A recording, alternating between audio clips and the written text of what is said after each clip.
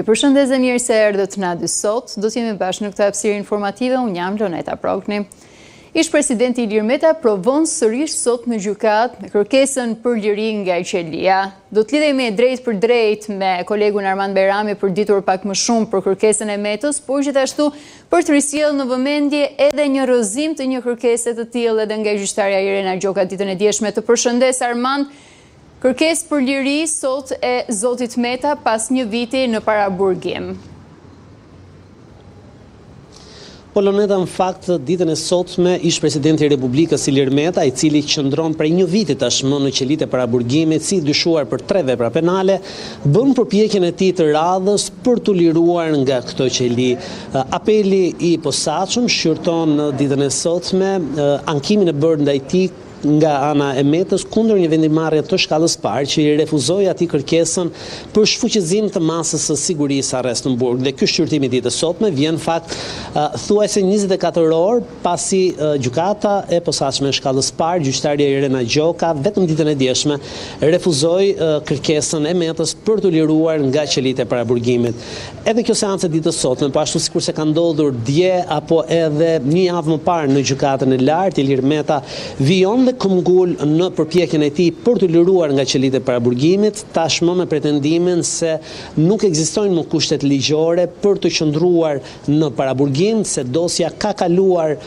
dosja tashmë është në përmbyllur hetimi ndaj tij, dosja është në duart e gjykatës ku po i nënshtrohet shqyrtimit paraprak dhe se nuk ekziston asnjë kusht dhe asnjë rrethan ligjore që ish presidenti i Republikës të vijojë të qëndrojë në qelitë e paraburgimit. Por përkundër këtij pretendimi të ish presidentit Meta, në vimësi gjykatat kanë vlerësuar të pandryshuar masën e sigurisë arrest në Burg ndaj tij dhe i referohem këtu të paktën vendimarrjeve të muajve të fundit të gjykatës posaçme ku në vendimet refuzuese për ndryshimin e masës sigurisë, zbutjen e masës sigurisë ndaj ish presidentit të Republikës Ilir Meta, këmbgulin dhe nënvizojnë faktin se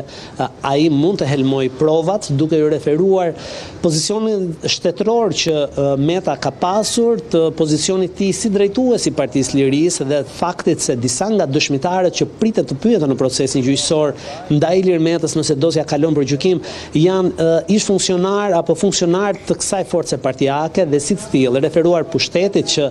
Ilir Meta mund të ketë ndaj tyre, mund të ndikojë tek këta dëshmitarë dhe njëkohësisht në gjykatat vlerësojnë faktin se tashmë pozita penale e ish presidentit të Republikës, ndryshe nga sa kohën kur ai ishte në hetim, nga SPAK është më e rënduar, thonë gjykatat, referuar faktit se tashmë ai është zyrtarisht i marrë i pandehur nga struktura e posaçme kundër korrupsionit dhe krimit organizuar për veprën penale të korrupsionit, për pastrimin e parave dhe për fshehjen dhe mosdeklarimin e pasurisë. Por gjithë tërësia e kërkesave dhe këmbgulja e kërkesave të Ilir Metës për të liruar nga qelitë e paraburgimit deri ditën e sotme, paktën derisa të merret në shqyrtim nga apeli sot dhe ende nuk e dim se cila do të jetë vendimarrja e apelit, por në vimësi çka ka ndodhur deri ditën e sotme, Ilir Meta ka marrë vetëm vendime refuzuese, vetëm vendime negative nga ana e gjykatave të 3 shkallëve të gjyqësorit theksoi në kërkesat e tij për liri, ku vetëm gjykata e lartë 3 herë radhazi në kohë të ndryshme ka vlerësuar të refuzojë kërkesat e bëra nga Ilir Meta për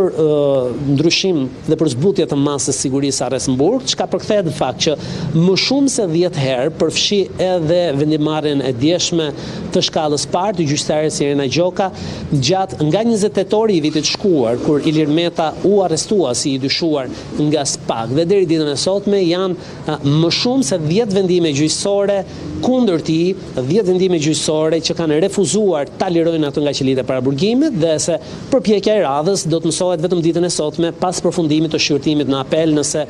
do të ketë një ndryshim pra të kësaj situate apo nëse Ilir Meta do të vijojë të qëndrojë në qelitë e paraburgimit. E qartë, në fakt dua të mbetem pak edhe tek mbrojtja e zotit Meta. Fillimisht cila është qasja edhe ndaj gjyqtares Irena Gjoka që ka dhënë vetëm dje një vendim pikërisht për të lënë në qeli zotin Meta, por nga ana tjetër edhe si po e përdorin edhe afati 1 vjeçar të paraburgimit në favor të situatës ku ndodhet zoti Meta për liri pikërisht për të. Lëneta vetëm pak ditë më parë, avokati Kujtim Cakrani, përfaqësues ligjor i ish-presidentit të Republikës Ilir Meta, ka depozituar një kërkesë për shuarje të masës, depozitoi kërkesën për shuarje të masës sigurisë me pretendimin se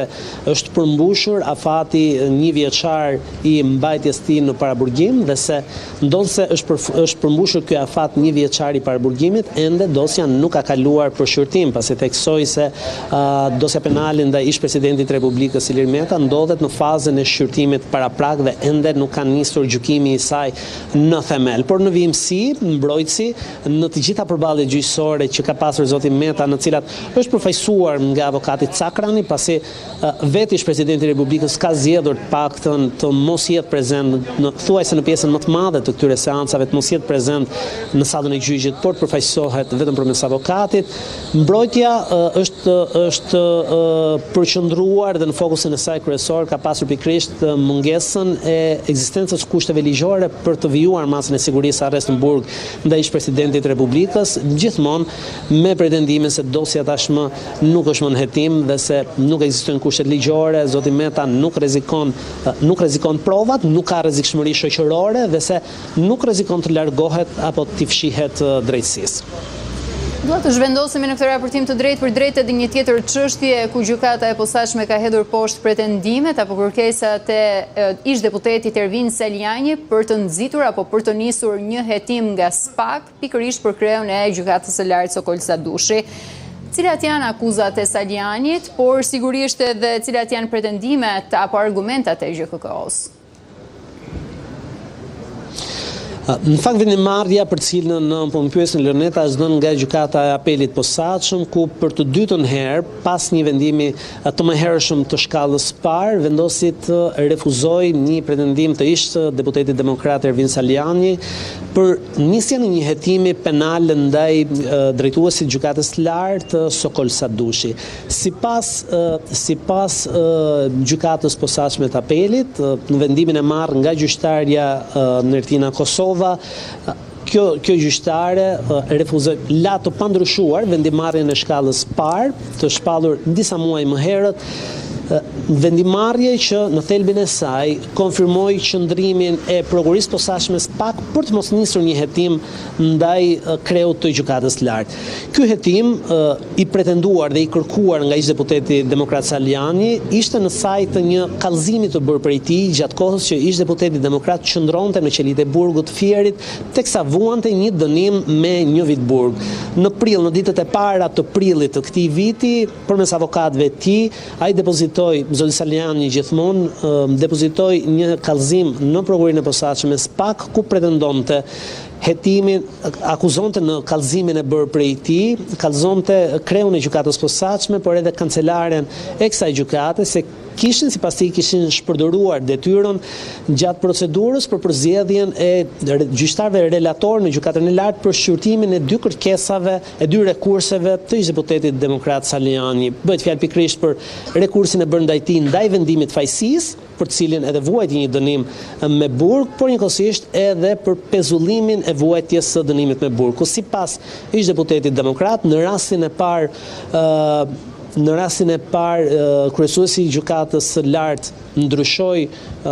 caktoi një gjyqtar tjetër, ndërkohë që më herët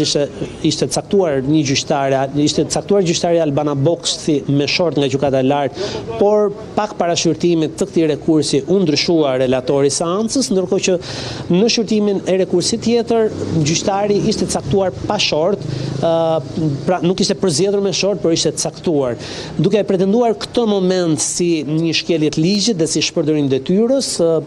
ish-deputeti demokrat kallëzoi drejtuesin e gjykatës së lartë, por vetëm 2 ditë pas depozitimit të kallëzimi, prokuroria e posaçme vlerësoi se nuk kishte element të veprës penale të konsumuar nga 2 zyrtarët e gjykatës së lartë, kryetari dhe kancelaria e kësaj gjykate, dhe vendosi të mos fillonte procedim penal. U kundërshtua në atë kohë nga ish-deputeti Saliani kjo vendimarrje SPAK në shkallën e parë, gjykata e shkallës parë vlerësoi se qëndrimi i prokurisë ishte i drejtë dhe se nuk ishte e nevojshme të urdhërohej SPAK të hetonte më tej sa i takonte veprimeve të kryera nga titullari i gjykatës së lartë. Pikërisht kjo vendimarrje e shkallës parë u ankimua në gjykatën e apelit dhe